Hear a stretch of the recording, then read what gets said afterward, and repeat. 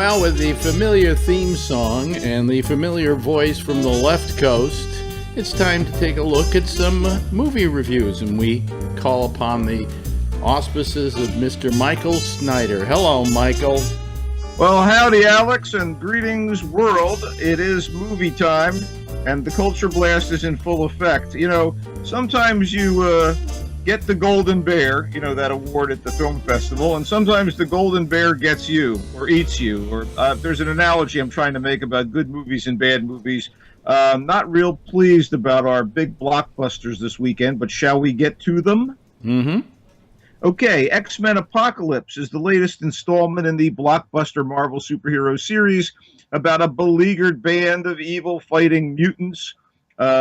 This one features James McAvoy as Professor X, leader of the good guys, Michael Fassbender as Magneto, his frenemy, if you will, the master of magnetism, Jennifer Lawrence as Professor X's quasi-little sister, Mystique, a shapeshifter, and as the villain of this piece, the great Oscar Isaac, buried under tons of makeup. So this is the third superhero versus superhero action film in a matter of weeks.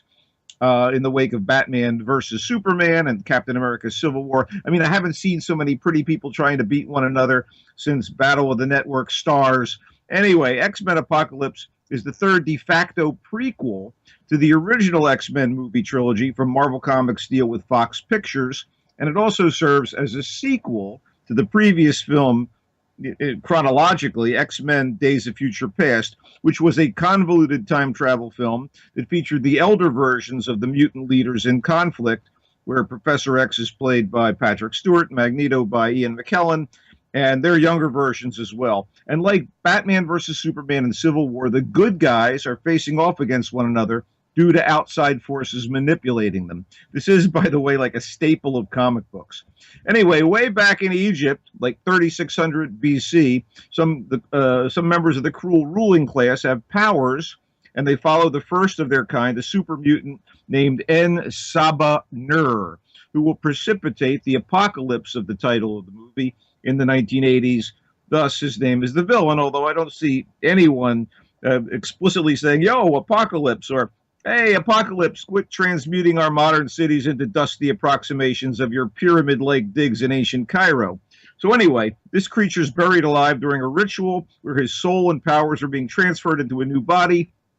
He wakes up in the 80s and all hell breaks loose because he decides humanity needs a cleansing. So he gathers four horsemen, Magneto, Storm, Angel, and Psylocke, four mutants to wreak havoc on the non-power types, and all that stands against them to save the puny humans is Professor Xavier and his loyal X-Men. I mean, this is a gigantic clutter of a cast, and they fare better in some cases than others, but the script is all over the map. The new characters, especially Olivia Munn as Psylocke, are so thinly drawn that they barely matter, and only a few of the action sequences and one very cool bit with the X-Men's version of Quicksilver, played with comic joy by Evan Peters, worked for me at all. The director of around four of these X-Men films is Bryan Singer, and he's here. I mean, he also did Superman Returns, and man, he has run out of steam, and I hope that they inject these movies with a little more energy if they're going to continue, and you know they're going to continue. You've got a cool cameo in here. There's going to be a Wolverine film coming up with Hugh Jackman soon. Please make it better than this. Yeah, I mean, Michael Fassbender as Magneto and James McAvoy as Professor X, they deserve much more than what they're getting.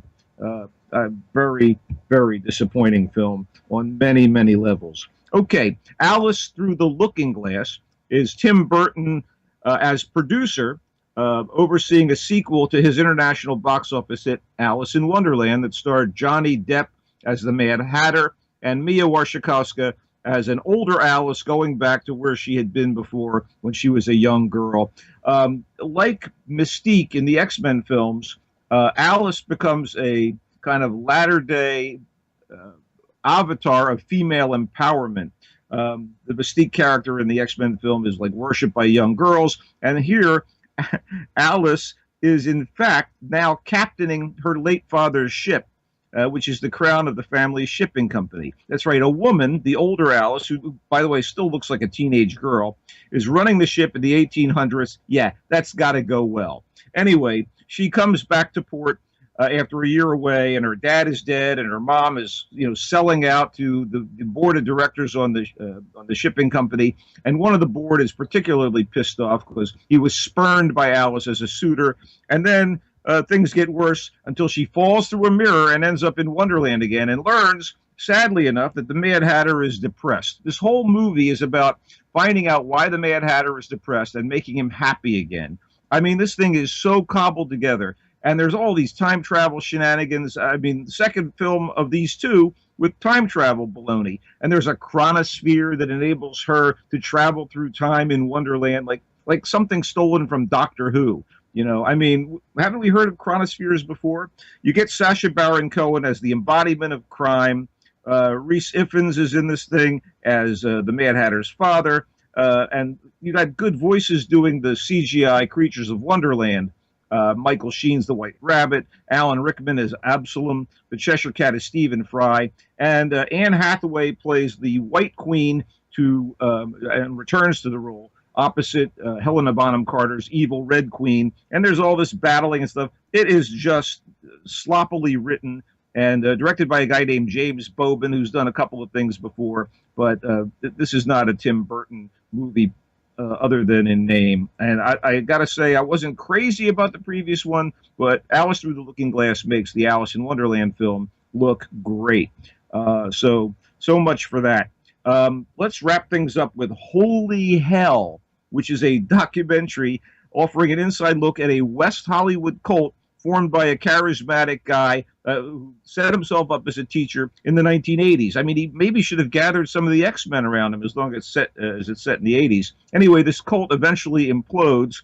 The movie's produced by Jared Leto, and it's directed by Will Allen, and it's really something else. You might not think so, but I love a good documentary, and this is a very good documentary. So in 1985, this film school graduate he gets aboard this cult called the Buddha Field, and he's the videographer for the group. So he has tons of video. And when over time, 22 years later, he realizes that he's got this archive, and he realizes what kind of person his leader is, this guy, Michael, or the teacher, he puts together this movie. He leaves the cult and puts together the movie. This creepy, manipulative, self-help guru guy has obvious plastic surgery over time, and it kind of results in a creature who looks like a cross between a buff surfer and Liberace. And I have to tell you, it is, when I use the word creepy, I am not kidding. This movie is a creep show.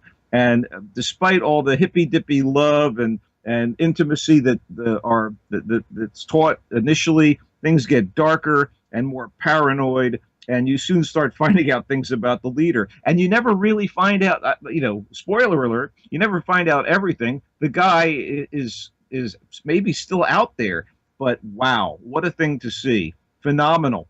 Holy Hell, highly recommended documentary, but prepared to be given the willies, if you will.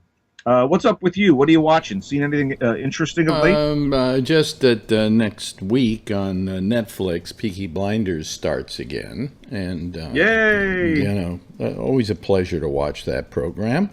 And from Britain, I've been watching a show which we always get stuck on every year, and the American version sucks, but the British version has heart and it's fun to watch, and it's called Britain's Got Talent. So if you can lay your hands on Britain's Got Talent, you're in for some good entertainment. Wow, I can't even imagine. I hate all those reality. This shows. show has heart. It has it's it's what the Brits do best. They have a slightly different social ethic over there, and as opposed to the American show, which goes off the rails and goes for 17 weeks.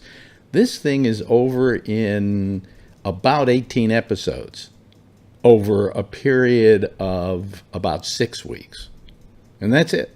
Well, it sounds easier to take, I suppose, because there's less to have to sit through. But Peaky Blinders, to me, is what the Brits really do well. This is a period show with phenomenal art direction and great actors. And essentially, if people don't know about it, it's about a crime family in Birmingham, the industrial section of the UK, at this point in the 20s. Yeah, we don't have to go through all of that. Well, I want people to know what they're getting into, and it's certainly worth seeing. We've talked about it before. I know. Okay. Love it. Anyway, is that it? Yeah, that's it. That's okay. Thank you very much, Michael. This has been, of course, the movie reviews, the Culture Blast, as he calls it, from Michael Snyder. And tell them where they can find you. On Twitter, I'm at Culture Blaster. Follow me there and check me out on Michael Snyder's Culture Blast, the page at Facebook. Like it or not, but check it out. Okay. And that's it for now. Thank you, Michael. And there's more GABNet coming right up.